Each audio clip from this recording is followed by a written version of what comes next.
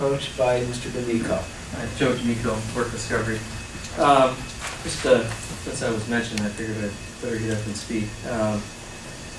It's unfortunate. There's been actually two things that bothered me this weekend, and one of them was the shooting down in Grace Harbor County. That's needs a little bit different situation than just actual courthouse security, as we've talked about. That actually, I think, it's hard to always sit back and second guess anybody in any of those situations, and so I'm not here to do that in any way. But I know that the more training the officers get, the better they become in dealing with a given situation. And like I say, I don't know anything about it, but most law enforcement officers, 7 out of 10 of them are killed with their own guns. So what we call in training retention, level 3 holsters. If your officers aren't carrying those, and I have no idea, and I haven't talked to Tony, but level 3 holster is a type of holster where it takes a little extra effort to get it out. In case somebody does. Like I say, I have no idea whether the gun was drawn in defense prior to, or if it was actually taken from a holster. I don't know.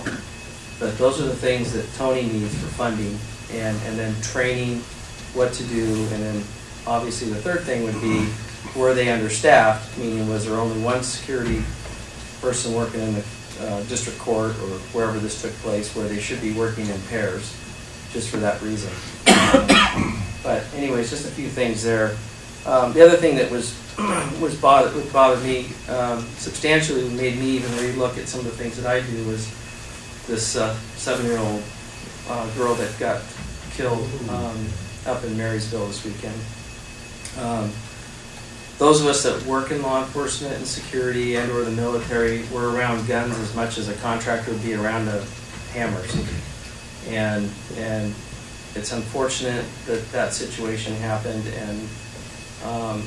but I really think getting back to the core of what would be helpful would be education in the schools.